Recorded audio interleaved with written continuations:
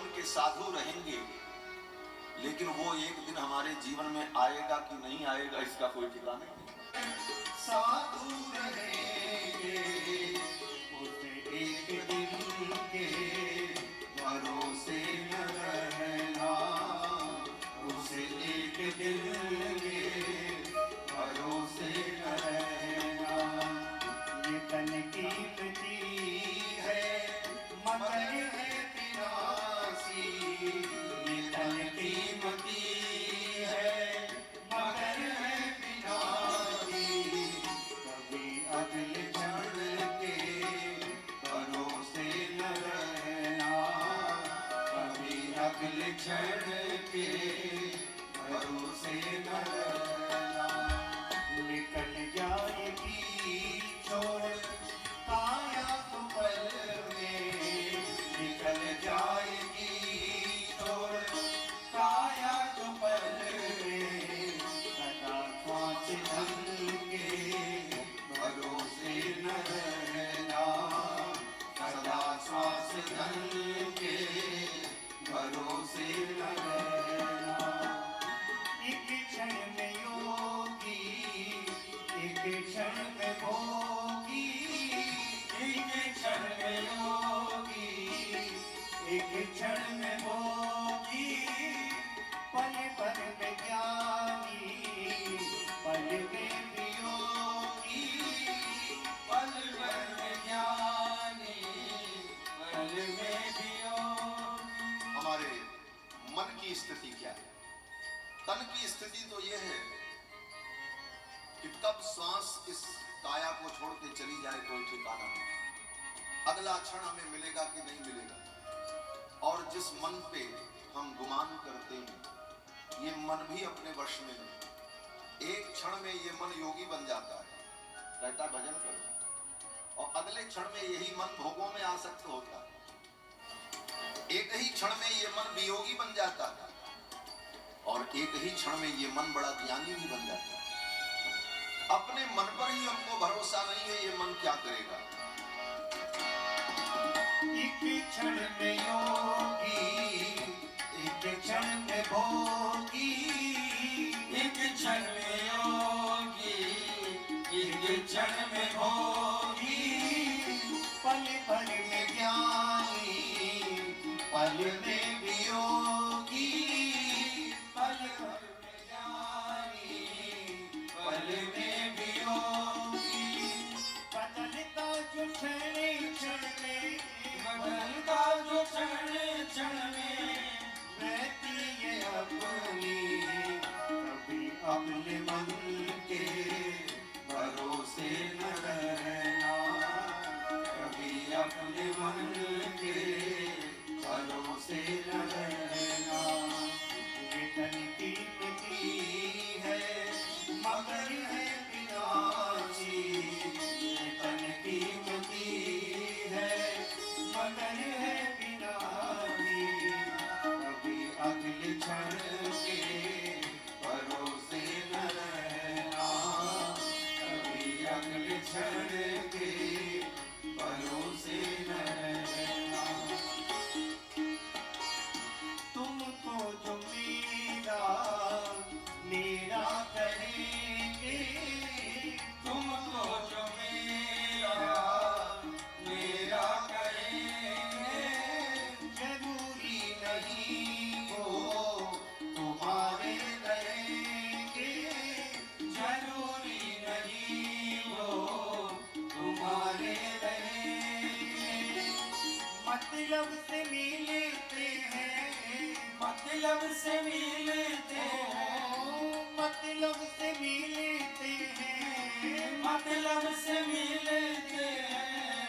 दुनिया के साथी कभी इस मिलन के भरोसे न रहना, कभी इस मिलन के भरोसे न रहना। ये तन कीमती है मगर है विनाशी, ये तन कीमती है मगर है विनाशी। कभी अगले के भरोसे न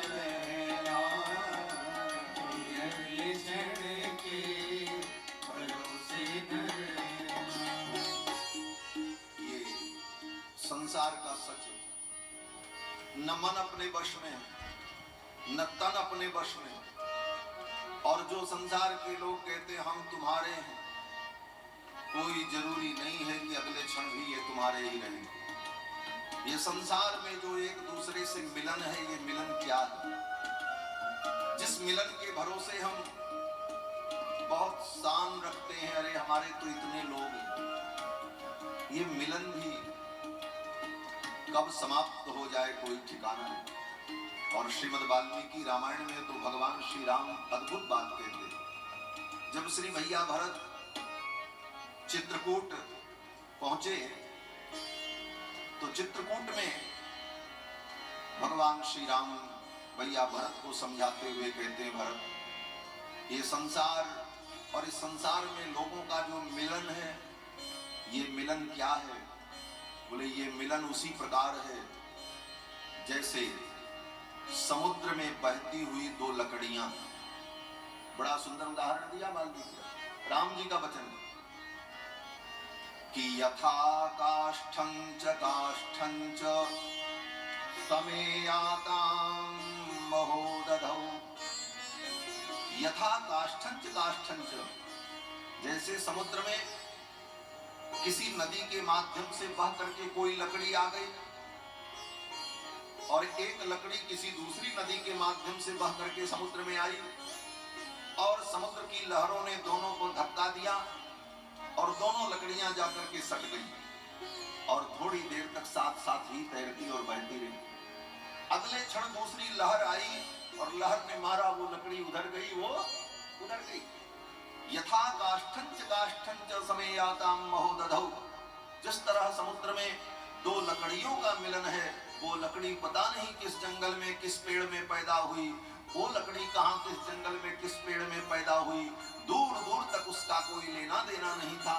न कर्मों के संबंध थे, न जन्म के संबंध थे, न किसी प्रकार का सामीप्य था, लेकिन संजोग बना दिया समुद्र ने और क्षण भर के लिए वो मिले और अगले क्षण ही अलग। यही जीव का मिलन है इस संसार में, यही सत्य है। चाहे पुत्र हो, पिता हो, भाई हो, बंधु हो, माता हो, पत्नी हो, ये सारे संबंध संसार के ऐसे ही हैं। यथा काष्ठं च काष्ठं च समेयातां महोदधौ। इसलिए इस संसार में आकर इन बातों को समझकर अपने मन को भगवान के चरणों में लगाना, यही उद्देश्य है। मतलब से मिलते हैं दुनिया के साथी, कभी इस मिलन के भरोसे न रहना, कभी इस मिलन के भरोसे न रहना। राज्य से अर्जित गुरु ज्ञान कर लो, राज्य से अर्जित गुरु ज्ञान कर लो, या प्रेम से कृष्ण गुणगान कर लो, या प्रेम से कृष्ण गुणगान कर लो, या प्रेम से अथवा श्री राम नाम, अथवा श्री राम नाम रटो नित नियम से, किसी अन्य गुण के भरोसे न रहना, किसी अन्य गुण के भरोसे न रहना। ये तन की मिट्टी है मगर है विनाशी, ये तन की मिट्टी है मगर है विनाशी।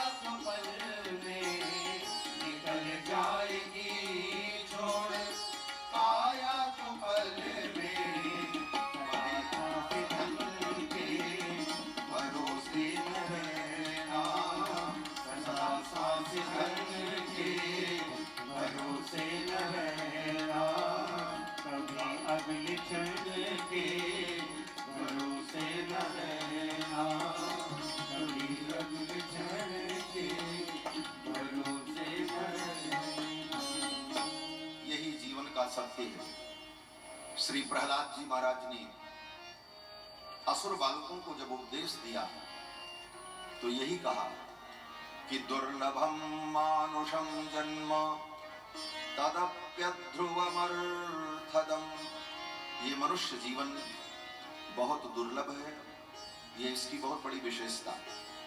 और दूसरी विशेषता, कब ये आपसे छीन लिया जाए इसका भी कोई भरोसा है। तो बहुत दुर्लभ, बहुत काम का है, ये जीवन बेशकीमती है, लेकिन कब तक आपके हाथ में है ये आपको भी पता नहीं।